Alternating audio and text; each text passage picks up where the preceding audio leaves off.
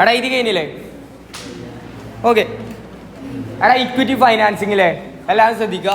Equity financing ആണ് നമ്മൾ എന്ത് ചെയ്യുന്നത്, ഡിസ്കഷൻ ചെയ്യുന്നത്. ഇപ്പോൾ കോമൺ സ്റ്റോക്കും ഉണ്ട്, അതുപോലെ എന്തുണ്ട്, പ്രിഫേർഡ് സ്റ്റോക്ക്. അതിൽ നമ്മൾ ഏതാണ് ഫസ്റ്റ് സ്റ്റാർട്ട് ചെയ്തിട്ടുള്ളത്? Common stock. ഓക്കെ, കോമൺ സ്റ്റോക്കിൽ നമുക്ക് ഓണർഷിപ്പ് കിട്ടൂലേ. പിന്നെന്താ പറഞ്ഞാൽ നമ്മൾ ഒരു പെർമനൻറ്റ് ക്യാപിറ്റലാണ്, ഒരിക്കലും എന്ത് ആവുന്നില്ല, മെച്യൂർ ആവുന്നില്ല. കാരണം മെച്യൂർ ആവും, ചിലപ്പോൾ കമ്പനി എന്ത് ചെയ്യണം, കൂട്ടി പോകണല്ലേ. അതുകൊണ്ട് തന്നെ നമുക്ക് പ്രഡിക്ഷൻ ചെയ്യാൻ പറ്റില്ലല്ലോ. അതുകൊണ്ട് തന്നെ ഇൻഫിനിറ്റ് ആയിട്ടാണല്ലേ കാണുക, കാലാകാലം കമ്പനി ഉണ്ടാവും എന്നുള്ള രീതിയിൽ. അതുകൊണ്ട് തന്നെ ഇതിന് എന്തില്ല, മെച്യൂരിറ്റി ഇല്ല എന്ന് പറഞ്ഞു.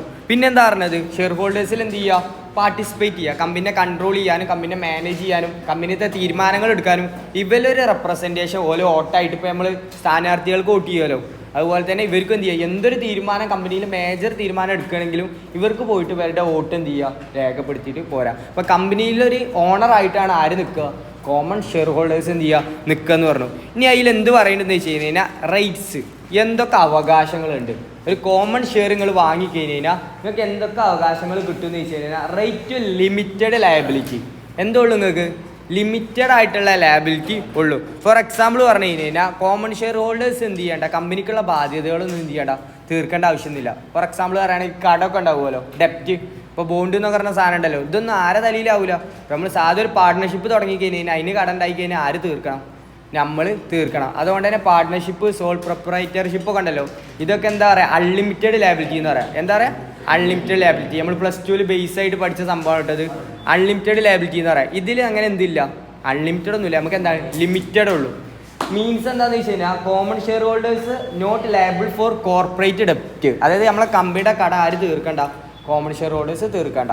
ഓക്കെ, കമ്പനി ഇപ്പോൾ ലിക്വിഡേഷൻ ആയി, അതായത് കമ്പനി ഇൻസോൾവെൻ്റ് ആയി, തീരെ പൈസ ഇല്ലാതെ പൂട്ടി പോകണമെന്ന് വിചാരിച്ചോ, കമ്പനിയുടെ ഷെയർ ഹോൾഡേഴ്സ് ഇതൊന്നും അറിയണ്ട, കമ്പനി എന്ത് ചെയ്തോളൂ, അവിടുത്തെ അസറ്റുകളൊക്കെ വിറ്റിട്ട് ആരെ സാറ്റിസ്ഫൈ ചെയ്തോളൂ, ഡെപ്റ്ററെ സാറ്റിസ്ഫൈ ചെയ്തോളൂ. ഇനി ഡെപ്റ്റർക്ക് ഒന്നും കിട്ടിയിട്ടില്ലെങ്കിലും ആരും സഹിക്കണ്ട, നമ്മളതൊന്നും അറിയണ്ട, കമ്പനി പൂട്ടി പോകാതിരിക്കുക, എന്തോ ആയിക്കോട്ടെ, നമ്മളെന്ത് ചെയ്യണ്ട, ആ ബാധ്യതകളൊന്നും ആരും തീർക്കണ്ട, നമ്മൾ തീർക്കണ്ട. അതുകൊണ്ട് തന്നെ പബ്ലിക് കമ്പനീനെ എന്താ വിളിക്കൽ, ലിമിറ്റഡ് ലയബിൾ കമ്പനി എന്ന് വിളിക്കൽ. എന്താ വിളിക്കൽ, ലിമിറ്റഡ് ലയബിലിറ്റി കമ്പനി എന്ന് വിളിക്കൽ. എന്നാൽ പാർട്ട്ണർഷിപ്പും സോൾ പ്രൊപ്പറേറ്റർഷിപ്പും ഒക്കെ എന്താ നമ്മൾ വിളിക്കുക, അൺലിമിറ്റഡ് അതായത് ലയബിൾ കമ്പനി എന്നാണ് എന്ത് ചെയ്യുക, വിളിക്കുക. അപ്പോൾ ഫസ്റ്റ് റേറ്റ് അല്ലെങ്കിൽ ഫസ്റ്റ് അഡ്വാൻറ്റേജ് എന്താണെന്ന് പറഞ്ഞു കഴിഞ്ഞാൽ ലയബിലിറ്റി ഇല്ലല്ലേ, ഒരു ലിമിറ്റഡ് ആയിട്ടുള്ളൂ ലയബിലിറ്റി. എന്താ ലിമിറ്റഡ്, എന്തോ ലിമിറ്റ് പറയുന്നല്ലോ ഒരു.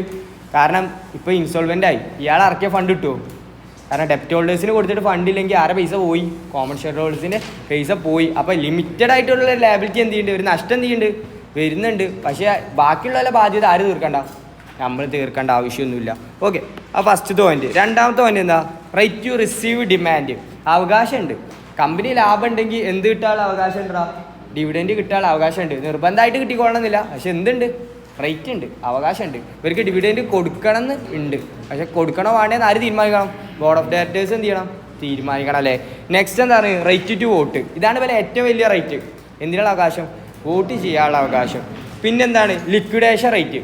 ലിക്വിഡേഷൻ റേറ്റ് പറഞ്ഞാൽ എന്താണ്, കോമൺ ഷെയർ ഹോൾഡേഴ്സിന് ഇപ്പോൾ കമ്പനി പൂട്ടി പോകുക, ലിക്വിഡേഷൻ എന്ന് പറഞ്ഞാൽ കമ്പനി എന്ത് ചെയ്യുക, പൂട്ടി പോകാൻ കമ്പനി എന്ത് ചെയ്യുക, ഇല്ലാതാക്കുക. അങ്ങനത്തെ ടൈമിൽ ഏറ്റവും ലാസ്റ്റാണ് കിട്ടുള്ളൂ കേട്ടോ. അവൻ പറയാലോ, ബോണ്ട് ഹോൾഡേഴ്സിനാണ് ആദ്യം കൊടുക്കുക. 10 ബോണ്ട് ഹോൾഡേഴ്സില്ലേ, 10 ബോണ്ട് ഹോൾഡേഴ്സ് ഉണ്ടെങ്കിൽ നമ്മളെ കമ്പനിയിൽ ഏതൊക്കെ ബോണ്ടാണ് ചോദിച്ചാൽ അവരെ ഫുള്ള് കൊടുക്കണം. അതിന് കുറേ സ്റ്റെപ്പായിട്ട് നമ്മൾ പറഞ്ഞില്ലേ, അത് കൊടുക്കണം. അത് കഴിഞ്ഞിട്ട് ആർക്ക് കൊടുക്കും, പ്രിഫറൻസ് ഷെയർ ഹോൾഡേഴ്സിന് കൊടുക്കും. അതും കഴിഞ്ഞിട്ട് ആർക്ക് കിട്ടുള്ളൂ, കോമൺ ഷെയർ ഹോൾഡേഴ്സിന് കിട്ടും. ഇനി ഫണ്ട് അധികം കുറേ ഫണ്ട് ഉണ്ടെങ്കിൽ ചിലപ്പോൾ ആർക്ക് കിട്ടും, കോമൺ ഷെയർ ഹോൾഡേഴ്സിന് കിട്ടും. എന്തായാലും അവകാശമുണ്ട്, ഒന്നും കൊടുക്കണ്ടെന്നുള്ളതില്ല. പൈസ ഉണ്ടെങ്കിൽ ആർക്ക് കൊടുക്കണം, ലാസ്റ്റ് കോമൺ ഷെയർ ഹോൾഡേഴ്സിന് കൊടുക്കണം. പക്ഷേ എപ്പോഴേ കിട്ടുള്ളൂ, ഏറ്റവും ലാസ്റ്റ് കിട്ടുള്ളൂ. നമ്മൾ ലിക്വിഡേഷൻ കമ്പനി പൂട്ടി പോകുമ്പോൾ ഏറ്റവും ലാസ്റ്റ് ഫണ്ട് ഇട്ട് ആർക്കാണ്, കോമൺ ഷെയർ ഹോൾഡേഴ്സിനാണ്. പക്ഷേ ഫണ്ട് ഉണ്ടെങ്കിൽ അത് ആർക്ക് കൊടുക്കാൻ പറ്റില്ല, ആർക്ക് കൊടുക്കന്നെ വേണം, കോമൺ ഷെയർ ഹോൾഡേഴ്സിന് കൊടുക്കന്നെ വേണം. ഓക്കെ, ഇനി ലാസ്റ്റ് പോയിന്റിലെ ലാസ്റ്റ് പോയിന്റ് പറഞ്ഞാൽ എന്താ, പ്രീമിറ്റീവ് റേറ്റ്. ഇത് ഇമ്പോർട്ടൻ്റ് ആണ്. ഫോർ എക്സാമ്പിൾ പറയുകയാണെങ്കിൽ നിങ്ങളെ കയ്യിൽ കമ്പനിയിൽ 1 ലക്ഷം ഷെയർസാണ് ടോട്ടലുള്ളത്. എത്ര ഷെയർസാണ്, 1 ലക്ഷം ഷെയർസ്. അതിൽ ഞാൻ എന്താ എൻ്റെ പേര് ഞാൻ എന്ത് വാങ്ങി, ഒരു 10,000 ഷെയർ വാങ്ങി വിചാരിച്ചോ. 10,000 ഷെയർ വാങ്ങിക്കഴിഞ്ഞാൽ 1 ലക്ഷം ഷെയർസുള്ള കമ്പനിയിൽ നിന്ന് 10,000 ഷെയർ വാങ്ങിക്കഴിഞ്ഞാൽ അതിൻ്റെ പെർസെൻറ്റേജ് എത്ര, 10% ആണ് എനിക്കതിൽ ഓണർഷിപ്പ് ഉള്ളത്. അപ്പോൾ കമ്പനി ഇനി എന്ത് ചെയ്യാൻ പോവുകയാണ്, ന്യൂ ഷെയർസ് ഒരു 10,000 ഇഷ്യൂ ചെയ്യാൻ പോവുകയാണ്. എത്ര ഇഷ്യൂ ചെയ്യാൻ പോവാണ്, 10,000 ന്യൂ ഷെയർസ് ഇഷ്യൂ ചെയ്യാൻ പോവാണ്. അങ്ങനെ ന്യൂ ഷെയർസ് ഇഷ്യൂ ആണെങ്കിൽ കമ്പനിയുടെ ടോട്ടൽ ഷെയർസ് ഇപ്പോൾ എത്രയാവും, 1,10,000 ആയില്ലേ. 1 ലക്ഷം ഓൾറെഡി ഉണ്ട്, അതിൽ ഒരു 10,000 പുതിയ ഷെയർ ഇഷ്യൂ ചെയ്യാൻ പോവാണ്. അപ്പോൾ 1,10,000 ആയി. അപ്പം ഇങ്ങനെയുള്ള സാഹചര്യത്തിൽ എനിക്ക് ഷെയർസ് ഒന്നും വാങ്ങാനുള്ള ഒരു അവകാശം തരുന്നില്ല വിചാരിച്ചോ. പ്രീമിയം റേറ്റ് പറഞ്ഞാൽ എനിക്ക് ഷെയർസ് വാങ്ങാൻ എന്താണ് അവകാശം തരുന്നതാണ്. അപ്പം എനിക്ക് തരുന്നില്ല വിചാരിച്ചോ. തരുന്നില്ലെങ്കിൽ എൻ്റെ ഓണർഷിപ്പ് എത്ര? ഞാൻ 10,000 ഷെയർ തന്നെയല്ലേ എടാ, ഞാൻ 10,000 ഷെയർ തന്നെയല്ലേ. ടോട്ടൽ ഷെയർസ് ഇത്രയും 1,10,000 ആയില്ലേ. അപ്പം എൻ്റെ ഓണർഷിപ്പ് 10% ബില്ലുമായിട്ട് മാറും. ഒന്ന് ജസ്റ്റ് ചെയ്ത് നോക്കി. 10,000 ഡിവൈഡ് ബൈ 1,10,000 ചെയ്ത് നോക്കി. 9 സംതിങ് ആയില്ലേ. അപ്പം നിങ്ങൾ ആലോചിക്കും എൻ്റെ പെർസെൻറ്റേജ് ഓഫ് ഓണർഷിപ്പ് എന്തായി? ഡയലൂട്ടായി പറഞ്ഞാൽ ഞങ്ങൾക്ക് അറിയാം ഡയലൂഷൻ എന്താണെന്ന് അറിയാലോ. എന്ത് ചെയ്തു? കുറഞ്ഞു. അപ്പോൾ കമ്പനി തരുന്ന ഒരു അവകാശമാണ് പ്രീമിയം റേറ്റ്. നിങ്ങൾക്ക് എന്ത് ചെയ്യാന്ന് വെച്ച് കഴിഞ്ഞാൽ നിങ്ങളെ ഓണർഷിപ്പിൻ്റെ എത്ര പെർസെൻറ്റേജ് ആണോ അത്രയും പെർസെൻറ്റേജ് പുതിയ ഷെയർസും നിങ്ങൾക്ക് വേണമെങ്കിൽ എന്ത് ചെയ്യാം? പർച്ചേസ് ചെയ്യാം. നിങ്ങൾ നിർബന്ധമായിട്ട് എന്ത് ചെയ്യണ്ട, വാങ്ങണമെന്നില്ല. അങ്ങനെ പർച്ചേസ് ചെയ്യുകയാണെങ്കിൽ നിങ്ങളുടെ പെർസെൻറ്റേജ് ഓണർഷിപ്പ് എത്രയിൽ തന്നെ നിൽക്കും. ഇപ്പോഴുള്ള 10 ഉണ്ടല്ലോ അതിൽ തന്നെ നിൽക്കും. ഫോർ എക്സാമ്പിൾ എങ്കിൽ 10,000 അല്ലേ 10% അല്ലേ എനിക്ക് ഓണർഷിപ്പ് ഉള്ളത്. അപ്പോൾ എനിക്ക് എത്ര കിട്ടുക? ഈ 10,000-ൻ്റെ 10% പറഞ്ഞാൽ എത്ര കിട്ടുക? എനിക്ക് 1000 ഷെയറും കൂടിയും കിട്ടൂലേ. അപ്പോൾ നോക്കി നോക്കുന്ന പുതിയത് ഞാൻ 1000 വാങ്ങി വിചാരിച്ചോ. അപ്പം എൻ്റെ 11,000 ആയില്ലേ. 11,000 ഡിവൈഡ് ബൈ 1,10,000 ചെയ്ത് നോക്കി നിങ്ങൾ. എത്ര പെർസെൻറ്റേജ് തന്നെ വരിക? 10% തന്നെ വരിക. അതായത് ഇയാളുടെ ഓണർഷിപ്പ് ഇയാൾക്ക് നിലനിർത്തണമെങ്കിൽ കമ്പനി എന്ത് തരും? നിങ്ങളെ ഓണർഷിപ്പിൻ്റെ എത്ര പെർസെൻറ്റേജ്. ഇപ്പോൾ 10,000 ആണ് എനിക്ക് ഷെയർസ് ഉള്ളത്. അതിൻ്റെ എത്ര പെർസെൻറ്റേജാണ് കമ്പനിയുടെ? 10%. അപ്പോൾ പുതിയ ഷെയർ ഇഷ്യൂമ്പോൾ എനിക്ക് എത്ര പെർസെൻറ്റേജ് വാങ്ങാനുള്ള അവകാശമുണ്ട്? 10% വാങ്ങാനുള്ള അവകാശമുണ്ട്. ആ 10% ഞാൻ വാങ്ങുകയാണെങ്കിൽ എൻ്റെ പെർസെൻറ്റേജ് ഓണർഷിപ്പ് എന്ത് ചെയ്യില്ല, ഒന്നും ആവൂല. എൻ്റെ ഓണർഷിപ്പ് അവിടെ തന്നെ എനിക്ക് എന്ത് ചെയ്യാൻ പറ്റും? ആ പെർസെൻറ്റേജ് അവിടെ തന്നെ എന്ത് ചെയ്യാൻ പറ്റും? നിലനിർത്താൻ പറ്റും. നിർബന്ധമായിട്ട് വാങ്ങണമെന്നുണ്ടോ? നിർബന്ധമായിട്ട് വാങ്ങണമെന്ന് ഇല്ല. ഓക്കെ, വേണമെങ്കിൽ എന്ത് ചെയ്തായി വാങ്ങിയാലും മതി. അതിനെന്തുണ്ടാവും? ഒരു പ്രൈസ് കുറവും ഉണ്ടാവും കേട്ടോ. അത് എന്തുണ്ടാവും? ഒരു പ്രൈസ് എന്ത് ചെയ്യും? കുറവുണ്ട്. എക്സിസ്റ്റിംഗ് ഷെയർ ഹോൾഡേഴ്സ് പബ്ലിക്ക് കൊടുക്കുന്നതിൻ്റെ മുമ്പേ ആരോട് ചോദിക്കും? ആദ്യം എക്സിസ്റ്റിംഗ് ഷെയർ ഹോൾഡേഴ്സിനോട് ചോദിക്കും. ഇപ്പം ഞാൻ എക്സിസ്റ്റിംഗ് ഷെയർ ഹോൾഡർ ആണോ? ആലോചിക്കും നിങ്ങൾ. ഇതിൽ ഞാൻ എക്സിസ്റ്റിംഗ് ആണോ? ഓൾറെഡി 10,000 ഷെയർസ് ഇല്ല എൻ്റെ കയ്യിൽ. അപ്പം ഞാൻ എക്സിസ്റ്റിംഗ് ഷെയർ ഹോൾഡർ അല്ലല്ലോ കമ്പനിയിൽ. അപ്പോൾ എക്സിസ്റ്റിംഗ് ഷെയർ ഹോൾഡേഴ്സിനാണ് എന്ത് കിട്ടുക? പ്രീമിയം റേറ്റ് കിട്ടുക. അപ്പോൾ പബ്ലിക്ക് കൊടുക്കണം. നിങ്ങൾ പബ്ലിക്കാണ് വിചാരിച്ചോ. പബ്ലിക്ക് കൊടുക്കുന്നതിൻ്റെ മുമ്പ് ആരോട് ചോദിക്കും? ഈ എക്സിസ്റ്റിംഗ് ഷെയർ ഹോൾഡറോട് ചോദിക്കും. 10,000 ഷെയർസ് ഞങ്ങൾ പുതിയ ഇഷ്യൂ ഉണ്ട്. അപ്പോൾ നിങ്ങളെ പെർസെൻറ്റേജിനനുസരിച്ച് 1000 ഷെയർസ് നിങ്ങൾക്ക് കിട്ടും.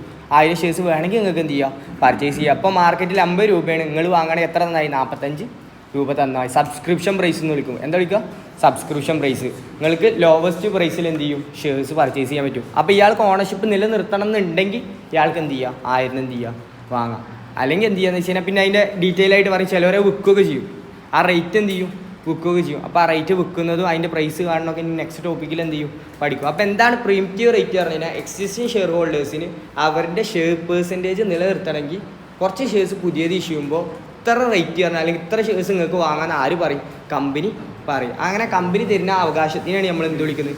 Premium rate. അത് എടുത്തിട്ടില്ലെങ്കിൽ എന്താ ഇഷ്യൂ? എടുത്താൽ എന്താ ബെനിഫിറ്റ് ഉള്ളത്? എടുത്തിട്ടില്ലെങ്കിൽ എന്താ ഇഷ്യൂ ഉണ്ടാവുക? ആ ഷെയർസിൻ്റെ പെർസെൻറ്റേജ് കുറയില്ലേ. അപ്പോൾ നമ്മളുടെ ഷെയർസ് പെർസെൻറ്റേജ് എന്താവും? ഡയലൂഷൻ ആവും. ഡയലൂഷൻ ആയി കഴിഞ്ഞാൽ എന്താ ഇഷ്യൂ ഉള്ളൂ എന്ന് ആലോചിക്കുക. നമ്മളുടെ വോയിസ് കുറയാണ്. നമ്മളെ വോട്ടിംഗ് റേറ്റ് ഉണ്ടല്ലോ, നമ്മളുടെ ആ പെർസെൻറ്റേജ് ഇപ്പോൾ എനിക്ക് 10% ഞാൻ ഇൻഫ്ലുവൻസ് ചെയ്ത് കൊടുത്ത് ഇപ്പോൾ എനിക്ക് 9 സംതിങ് ഉള്ളവരെ ഇൻഫ്ലുവൻസ് ചെയ്യാൻ പോകുന്നത്. അപ്പോൾ എൻ്റെ എന്താണ് വോട്ടിംഗ് അവകാശം, എൻ്റെ റേറ്റ് അവിടെ എന്ത് ചെയ്യാണ്?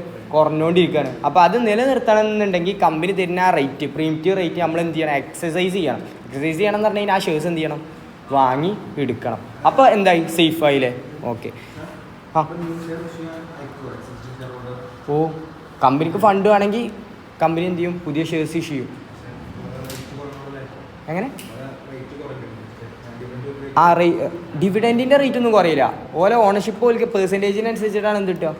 ഡിവിഡൻറ്റ് കിട്ടുക. അപ്പോൾ എന്താ വെച്ച് കഴിഞ്ഞാൽ പുതിയത് ഇഷ്യൂ ചെയ്യുകയാണെങ്കിൽ അവർക്ക് എന്ത് ചെയ്യുക? നിങ്ങൾക്ക് വേണമെങ്കിൽ എന്ത് ചെയ്യുക? വാങ്ങാന്നുള്ളത് പറയാം. അപ്പോൾ വാങ്ങിക്കഴിഞ്ഞാൽ സേഫായി. അവർക്ക് കിട്ടുന്ന ഡിവിഡൻറ്റും കാര്യങ്ങളൊക്കെ കിട്ടും. പക്ഷെ ബോർഡ് ഓഫ് ഡയറക്ടേഴ്സിന് ഒരു തീരുമാനം, അതായത് ബോർഡ് ഓഫ് ഡയറക്ടേഴ്സിന് ആര് ഏറ്റെടുത്താണ്? നമ്മളുടെ ഷെയർ ഹോൾഡേഴ്സ് വോട്ട് ചെയ്ത് വെച്ച ആൾക്കാരാണ്. അപ്പോൾ ഓല് എടുക്കുന്ന തീരുമാനം എന്താണെങ്കിലും ആര് കേൾക്കണം? ഇവർ കേൾക്കണം. അപ്പോൾ ബോർഡ് ഓഫ് ഡയറക്ടേഴ്സിന് ആരെന്നെ തിരഞ്ഞെടുത്താണ്? നമ്മൾ ഷെയർ ഹോൾഡേഴ്സ് തന്നെ തിരഞ്ഞെടുത്താൽ, വോട്ട് ചെയ്ത് തിരഞ്ഞെടുത്താൽ. അപ്പോൾ ഓലാണ് എന്ത് കൊടുക്കണോ വേണ്ടതെന്നൊക്കെ നോക്കുക. അതേപോലെ ഈ ന്യൂ ഷെയർസ് ഇഷ്യൂ ചെയ്യണോ വേണ്ടതെന്നൊക്കെ ആരാ നോക്കുക? ഇവരാണ് നോക്കുക. നമ്മളെ കമ്പനിയിലെ തീരുമാനം എടുക്കുക എപ്പോഴും ആരല്ല, നമ്മളിപ്പോൾ ഓണേഴ്സ് അല്ല എപ്പോഴും തീരുമാനം എടുക്കുക. വലിയ ഹ്യൂജ് തീരുമാനങ്ങളൊക്കെ ആരും എടുക്കുകയുള്ളൂ. നമ്മളുടെ ഓണേഴ്സിനൊക്കെ വിളിച്ച് വരുത്തിയിട്ട് വോട്ട് ചെയ്തിട്ട് നടക്കും. ബാക്കിയൊക്കെ ബോർഡ് ഓഫ് ഡയറക്ടേഴ്സ് 3 ആളെ നമ്മളവിടെ കയറ്റി ഇരുത്തിയിട്ടില്ലേ, ഓല അങ്ങനെ എടുത്തോളൂ, തീരുമാനങ്ങൾ എടുത്തോളൂ. ഇപ്പോൾ ഇതൊക്കെ ന്യൂ ഷെയർ ഇഷ്യൂ ചെയ്യലൊക്കെ ആർക്കും നല്ലതാണ്. ഇപ്പോൾ നമ്മളെ ഷെയർ ഹോൾഡർ ഉണ്ടല്ലോ, എക്സിസ്റ്റിംഗ് ഷെയർ ഹോൾഡർ, ഇയാൾക്കും അഡ്വാൻറ്റേജ് ആണ്. കാരണം കമ്പനിക്ക് കൂടുതൽ ഫണ്ട് വരികയല്ലേ. അപ്പോൾ ആ ഫണ്ട് കൊണ്ട് കമ്പനിക്ക് ഇനിയും കൂടുതൽ എന്ത് ചെയ്യുക?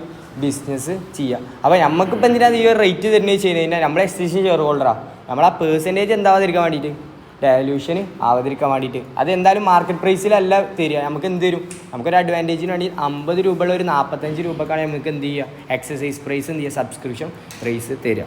ഓക്കെ, അപ്പോൾ വേണമെങ്കിൽ പർച്ചേസ് ചെയ്യുക. അത് കമ്പനി ഷെയർ ഹോൾഡറാണ് വിചാരിച്ചിട്ട് കമ്പനിത്തെ എല്ലാ തീരുമാനങ്ങളും എന്ത് ചെയ്യില്ല, നമ്മൾ എടുക്കൂല. കമ്പനി വേറെ തന്നെയാണ്, പക്ഷേ നമുക്ക് അതിൽ എന്തുണ്ട് എന്നുള്ളൂ, ഒരു അവകാശം ഉണ്ട് എന്നുള്ളൂ.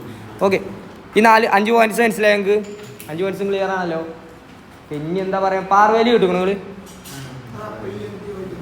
പ്രീമിറ്റീവ് റേറ്റ് എന്ന് പറഞ്ഞു കഴിഞ്ഞാൽ നമ്മളുടെ പ്രീവിയസ് ആയിട്ടുള്ള എക്സിസ്റ്റിംഗ് ഷെയർ ഹോൾഡേഴ്സ് ഉണ്ടല്ലോ, അവർക്ക് എന്ത് ചെയ്യാന്ന് വെച്ച് കഴിഞ്ഞാൽ പുതിയ ഷെയർ ഇഷ്യൂ ചെയ്യുമ്പോൾ അവർക്ക് എത്ര പെർസെൻറ്റേജ് ഉള്ളത് വെച്ചാൽ, അപ്പോൾ ഇവിടെ ഫോർ എക്സാമ്പിൾ പറഞ്ഞിട്ടുണ്ടെങ്കിൽ 1,00,000 ഷെയർസാണ് കമ്പനിയിൽ ടോട്ടൽ ഉള്ളത്. അതിൽ 10,000 ഞാൻ വാങ്ങിക്കണത്. അപ്പോൾ എനിക്ക് 10% ആണ് എന്തുള്ളത്, ഓണർഷിപ്പ് ഉള്ളത്. അപ്പോൾ ഇനി കമ്പനി പുതിയത് ഇഷ്യൂ ആണ്, 10,000 ഷെയർ ഇഷ്യൂ ആണ്. അപ്പോൾ എനിക്ക് അതിൽ ആ 10,000-ൻ്റെ എത്ര പെർസെൻറ്റേജ് ഒക്കെ ഉള്ളത്, 10%. ആ 10% വാങ്ങാം. അപ്പോൾ എനിക്ക് എത്ര ഷെയർസായി, 10,000 പിന്നെ 1,000 പാടെ 11,000 ഷെയർസായി. അപ്പോൾ പിന്നെയും നോക്കുമ്പോൾ എത്ര തന്നെയാണ്, 11,000 ഡിവൈഡ് ബൈ 1,10,000 അല്ലേ. അപ്പോഴും എത്ര പെർസെൻറ്റേജിന് വരിക, 10%. ഇനി ഈവൻ ദോ ഞാൻ പർച്ചേസ് ആ റേറ്റ് എടുക്കാതിരുന്ന് കഴിഞ്ഞാൽ എന്താ വരിക, അവിടെ കണ്ടോ 10,000 ഡിവൈഡ് ബൈ 1,10,000 ആവും. അതിൻ്റെ എന്ത് കുറയും, ഓണർഷിപ്പിൻ്റെ പെർസെൻറ്റേജ് എന്ത് ചെയ്യും, ഡയലൂറ്റ് ആയിപ്പോവും, കുറഞ്ഞു പോവും. അപ്പോൾ വേണമെങ്കിൽ ആർക്ക് എടുക്കാം, എക്സിസ്റ്റിംഗ് ഷെയർ ഹോൾഡേഴ്സിന് എടുക്കുക. എടുത്തിട്ടില്ലെങ്കിൽ പ്രശ്നം എന്താ, ഡയലൂഷൻ ആവില്ലേ. എടുത്തു കഴിഞ്ഞാൽ എന്താവും, സേഫ് ആവും ചെയ്യും. അത്രേ ഉള്ളൂ കേട്ടോ. ഓക്കെ, എന്നാൽ പാർ വാല്യൂ എന്താണെന്ന് കേട്ടുക്കണോ നിങ്ങൾ?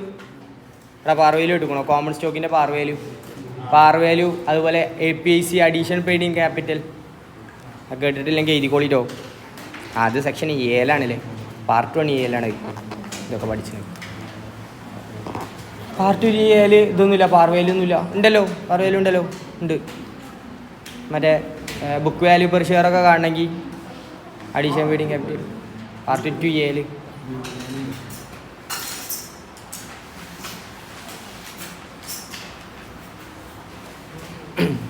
എടാ പാർ വാല്യൂ പറഞ്ഞാൽ എന്താടാ, ബേസിക് വാല്യൂവിനല്ലേ പാർ വാല്യൂ വിളിക്കുക. പ്രീമിയം എന്ന് പറഞ്ഞാൽ അല്ലെങ്കിൽ APIC പറഞ്ഞാൽ അഡീഷൻ പെയ്ഡ് ഇൻ ക്യാപിറ്റൽ. അതിൽ തന്നെ ഉണ്ട് അഡീഷണൽ പെയ്ഡ് ഇൻ ക്യാപിറ്റൽ. ആ പാർ വാല്യൂവിൻ്റെയൊക്കെ കൂടുതൽ എത്ര അഡീഷൻ കിട്ടിയെന്നുള്ളത്.